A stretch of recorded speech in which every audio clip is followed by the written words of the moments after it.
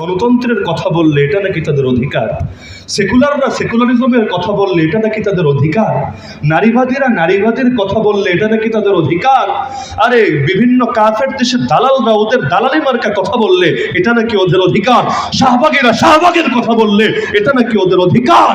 আর যারা ইসলামকে বিজয়ী করতে চায় আল্লাহর জমিনে তারা ইসলামের কথা বললে এটা নাকি জঙ্গিবাদের অভিযোগ, এটার অধিকার নাই।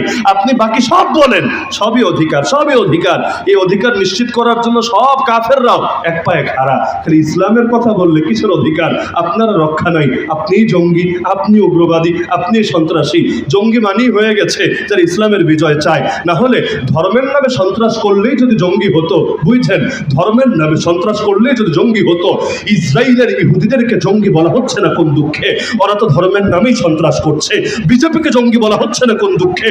ওরা তো ধর্মের নামেই হাজারো ভাই বোনের রক্তে হিন্দুস্তানের জমিনকে রঞ্জিত করেছে। তার মানে ধর্মের নামটা কিছু না, ইসলামের বিজয়কে রুখে দেওয়ার জন্য জঙ্গি নামটা আমদানি করেছে।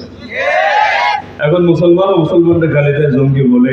সাবধান সাবধান, ওই রাজাকার রাজাকার বলে গালি দিতে দিতে লাস্টে স্লোগানই বানিয়ে নিয়েছে, তুমি কে আমি কে, রাজাকার রাজাকার। কে বলেছে স্বৈরাচার স্বৈরাচার। এত জঙ্গি জঙ্গি কইরেন না। জঙ্গি কার্ড আমেরিকা খেলেছিল, ওটাও ফেল মেরেছে। জঙ্গি কার্ড বিগত স্বৈরাচার খেলেছিল, ওটাও ফেল মেরেছে। নতুন করে এত জঙ্গিবাদের বয়ান মুখে আনতে যায় না। 2 দিন পর পাবলিক এই জঙ্গি স্লোগানটাকে ওই রাজাকারের মতো বরণ করে নিয়ে আপনাদের যত ভণ্ডামি আছে সব ভণ্ডামির সাজা করায় গন্ডায় বুঝিয়ে দেবে।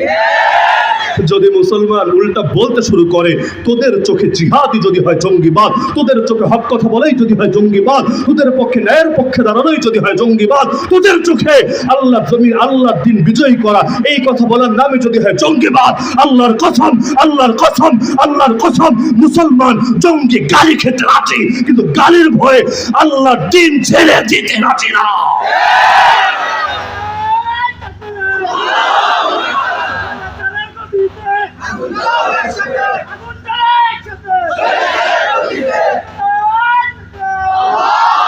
আল্লাহ তাআলা আমাদের সবাইকে এই মিশন ঠিক রেখে সামনে অগ্রসর হওয়ার তৌফিক দান করুন।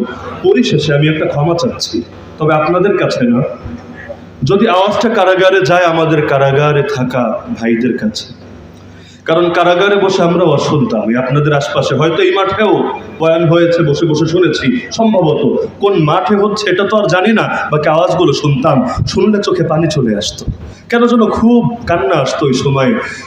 শুধু এটা স্মরণে আসতো, হায় 2 দিন আগে আমরাও বয়ান করতাম স্টেজে, আর আজ আমাদেরকে খাঁচায় বন্দি থেকে চিড়িয়াখানার পশুরা যেভাবে থাকে এভাবে কথাগুলো শুনতে হচ্ছে।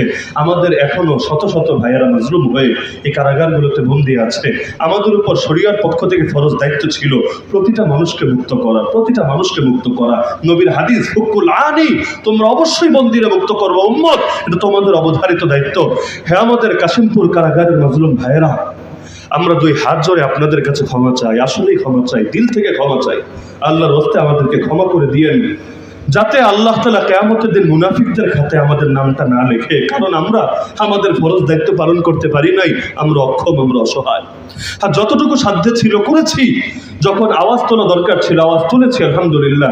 আজকেও মাওলানা জসিমউদ্দিন রহমানী হাফিজাহুল্লাহ বের হয়ে আমাকে কল দিয়েছেন, নিজে দিয়ে বলেছেন, প্রথমেই দোয়া করে আমাকে শুকরিয়া জানিয়েছেন, অভিনন্দন জানিয়েছেন। তিনি বলেন, কারাগারের ভেতর থেকেও খবর পেতাম যে যখন আমাদের নামগুলো কেউ নেয় নাই সেই স্বৈরাচারের আমলে, ভয় পেয়ে যে মিডিয়ায়, হলুদ মিডিয়ায় এটাকে আবার আলাদা ইস্যু বানায় কিনা, তখনও আপনি একেবারে প্রকাশ্যে বয়ান বক্তৃতায় নাম নিয়ে পর্যন্ত আমাদের মুক্তির পক্ষে কথা বলেছেন। এজন্য দিল থেকে আমি আপনার জন্য তখনও দোয়া করেছি, এখনো দোয়া করি, এবং আপনাকে আমি কৃতজ্ঞতা এবং অভিনন্দন জ্ঞাপন করি। শুনে আমার চোখে পানি চলে এসেছে যে আল্লাহ তাআলা যদি চান আখিরাতে আসল বদলা দিবেন ইনশাআল্লাহ। দুনিয়াতে কেউ আমাদেরকে অভিনন্দন জানাবে এটা আশায় থাকে না, কারণ কথা তো যা বলে আল্লাহর জন্য। তারপরও আল্লাহ তাআলা তার এই নেককার বান্দাদের দোয়া যদি পাওয়ার তৌফিক দেন, এটাই বিরাট কিছু। এই এক হিন্দু জেল সুপার কিছুদিন আগেই তো এই কাশিমপুরে আমাদের কত ভাইকে গুলি করে শহীদ করে দিয়েছে। আপনারাও হয়তো তখন আন্দোলন করেছেন, এটা নিয়ে তো অনেক কিছু সেই সময় হয়েছে। অবশেষে তারা হয়তো ক্ষমা চেয়েছে, এটাকে শান্ত করেছে। তো যতই ক্ষমা চাকে না কেন, আমাদের শহীদ ভাইদের প্রাণকে আর ফিরিয়ে দিতে পারে পারবে? তাদের নির্দেশেই তো গুলি মেরেছে। কিসের জেল চালায় তারা? যে জেলে থাকা বন্দীদেরকে, অসহায় মানুষগুলোকে গুলি করে মারতে হয়। তো এমন মানুষগুলোকে যাদের কোনো ধরনের অপরাধ নাই বলে আসলে মারতে চাই নাই, গুলি রেখে গিয়েছে। আর এই সমস্ত জবাব দিয়ে কি আল্লাহর কাছে পার পাওয়া যাবে? কিয়ামতের দিনে এই শহীদদেরকে আর আমাদেরকে যখন দাঁড় করানো হবে সামনাসামনি, খালি ভয় লাগে এই শহীদরা যদি বিচার দেয় আল্লাহর কাছে, কি জবাব দেবো সেদিন আল্লাহর সামনে। এজন্য আমাদের ভাইয়েরা মাফ চাই, আল্লাহর ওয়াস্তে মাফ করে দিয়েন ইনশাআল্লাহ। সুম্মা ইনশাআল্লাহ, আল্লাহ যদি চান শীঘ্রই আপনারাও মুক্ত বাতাসে আমাদের সঙ্গী হবে। আল্লাহ তাআলা আমাদেরকে বাস্তবেই বৈষম্য মুক্ত বাংলাদেশ পাওয়ার তৌফিক দান করুন। আর আমাদের যে সমস্ত ভাই বোনেরা নিহত হয়েছেন বৈষম্য বিরোধী আন্দোলনে, আল্লাহ তাদের সবাইকে শহীদ হিসেবে কবুল করুন, জান্নাতুল ফেরদাউসে আলা মাকাম নসিব করুন। সবাই দুরূদ শরীফ পাঠ করুন। আল্লাহুম্মা সাল্লি আলা সাইয়্যিদিনা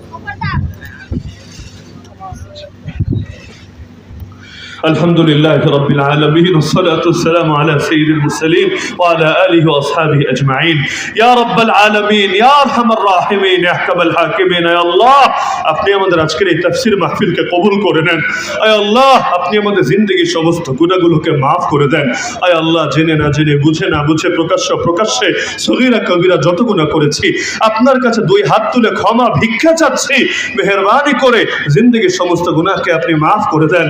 আয় আল্লাহ, আমাদের বাবা মা, আপনজন, আত্মীয় স্বজন যারা দুনিয়া থেকে চলে গিয়েছেন, কবরে শায়িত আছেন, প্রত্যেকের কবরে আযাবকে মাফ করে দেন, প্রত্যেকের কবরকে জান্নাতুল ফেরদাউসের বাগান বানিয়ে দেন। আয় আল্লাহ, জোরন সহ পুরো কাশিমপুর সহ এই পুরো অঞ্চলে যত কবরস্থান আছে এই কবরস্থানগুলো